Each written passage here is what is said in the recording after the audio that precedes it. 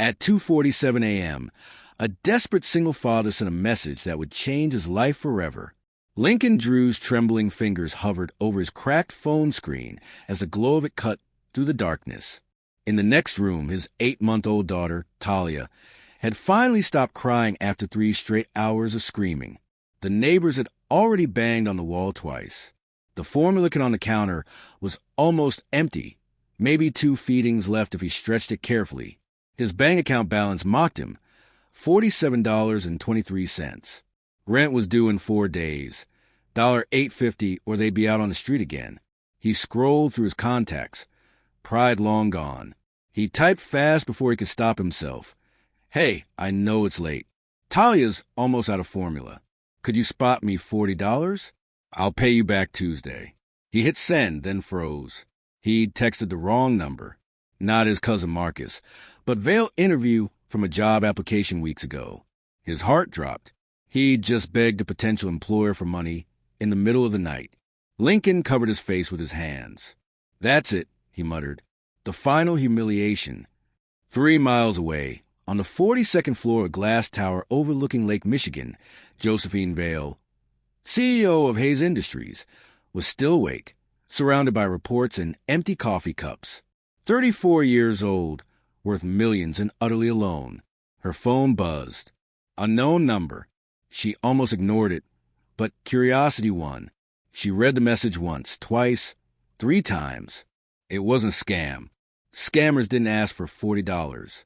This was real. She searched her company database. Lincoln Drew applied for junior project manager 3 weeks ago. She typed back before she could second-guess herself. Wrong number, but I can help. What's your payment app? Lincoln was mixing the last of the formula when his phone buzzed. He stared at the reply. This can't be real. Still, pride didn't feed babies. He sent his info. 5 minutes later, his phone chimed. Josephine Vail sent you $200. His knees gave out. He slid down to the kitchen floor and cried silently, the kind of crying that came from somewhere deep and broken. A stranger had just saved him. He messaged back, I don't know what to say. Thank you doesn't feel like enough. You just saved my daughter's life. Josephine replied, You're welcome. Take care of Tila. He almost corrected her. It was Talia, but let it go. The next morning, Lincoln took the bus, bought real formula, diapers, and even a small stuffed elephant for Talia. When he returned, his elderly neighbor, Mrs. Anna, was waiting by his door. She'd been helping watch Talia before her daughter got sick. She's better now, Mrs. Anna said. I can help again next week. You find work, Lincoln. That baby needs her daddy to keep fighting. 2 days later, his phone buzzed again. How's Tila? He smiled. She's doing better. I start a warehouse job Monday. I'll pay you back soon. Then another message. You mentioned construction on your Hayes Industries application. What happened? Lincoln froze. Wait, you're from Hayes? I'm the CEO, and I think you deserve an interview. Tomorrow at 10 a.m. bring Talia. We have a nursery. The next morning, Lincoln arrived in his old Goodwill suit, holding Talia close. The building gleamed with glass and light. He left Talia in the bright, cheerful nursery with Ms. Rodriguez, the director, who smiled warmly. We'll take good care of her. Go show them what you're made of. The interview was tough. 3 people, sharp questions, but he answered honestly. By the time he left, he was sure he'd failed. 3 days later, the call came. You got the job. Junior project manager. $58,000 a year. Full benefits. Free childcare. Lincoln sank to the floor again, this time from joy. His first day was overwhelming. He dropped Talia off at the nursery, then checked on her during lunch, peeking through the glass. She was playing happily. She's a happy baby. A voice said. Lincoln turned. Josephine stood a few feet away, taller than he imagined, calm, poised, kind eyes that didn't miss a thing. If you hadn't helped us, he began.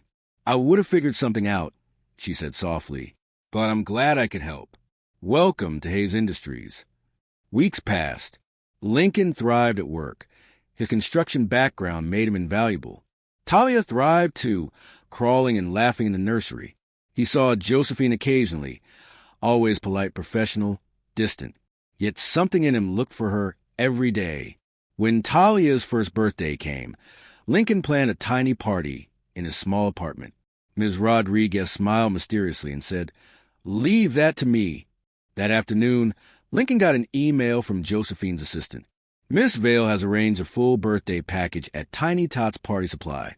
Her gift to Talia." Lincoln stared at the screen, stunned. The party was perfect: balloons, cake, laughter. Then a knock. Josephine stood at the door with a wrapped box. "You didn't have to," Lincoln stammered. "You sent the invite to the whole team," she said with a small smile. "I'm part of the team." She knelt beside Talia's high chair.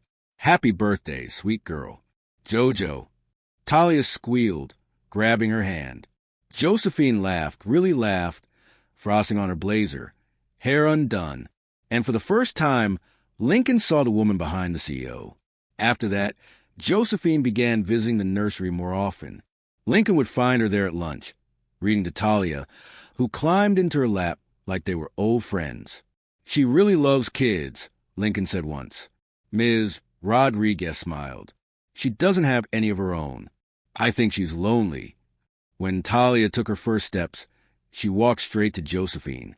She actually cried, Ms. Rodriguez told Lincoln later.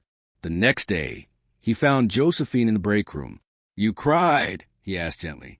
"I did," she admitted, "because I realized I built everything, company, success, but none of it means anything if you have no one to share it with. I'm 34 and I'm alone." "You're not alone," Lincoln said softly. "You saved me. You show up for my daughter. That's family." She stared at him, eyes wet. "Then I need to transfer you to another supervisor." "What? Why?" "Because I can't be your boss if I'm going to ask you to dinner."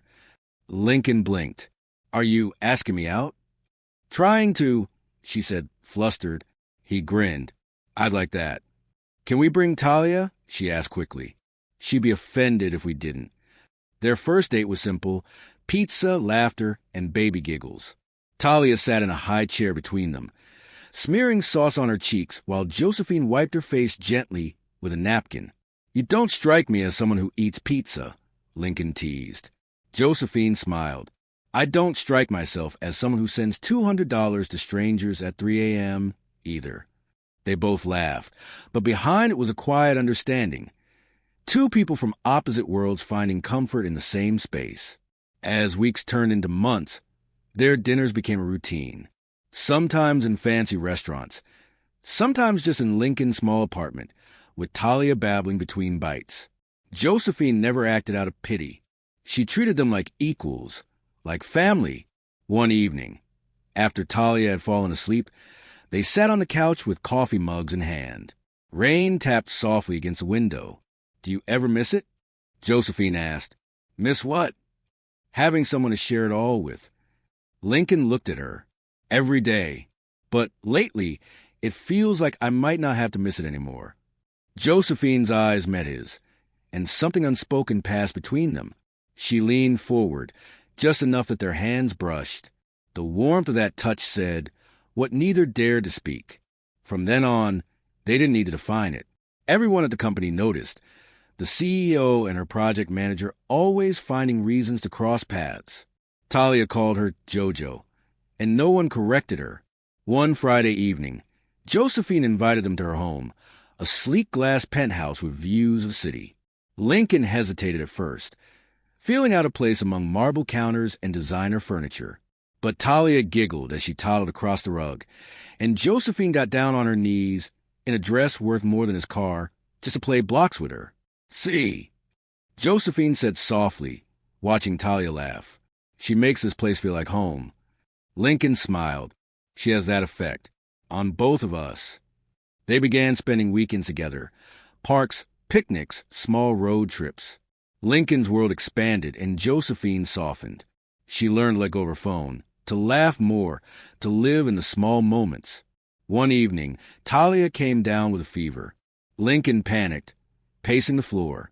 Josephine stayed by his side, holding the baby while he called the pediatrician. They spent the night awake, taking turns rocking Talia, whispering prayers neither remembered learning. When morning came, Talia's fever broke. Exhausted, Josephine leaned her head on Lincoln's shoulder. "You didn't have to stay," he murmured. "I wanted to," she said. "You're not the only one who needs her. I need you both." From that moment, their bond deepened into something neither could deny. Months later, Josephine stood before the Hayes board, announcing a major shift in company policy: expanded childcare, parental leave, and support for single parents.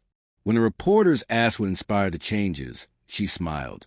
"A man who taught me that sometimes the strongest people are the ones just trying to survive for someone small." Lincoln watched the broadcast from the break room, pride swelling in his chest. That night, Josephine came to his apartment carrying Chinese takeout and a tired smile. "You look proud," she teased. "I am," he said. "Of you." "And I'm proud of you," she replied. "You built something beautiful here, Lincoln. For her. For us." He froze. "Us." Josephine took a deep breath. "I don't want to just be the woman who helped you once. I want to be part of your story. Part of her story." Lincoln reached for her hand. "You already are." Their relationship became public soon after.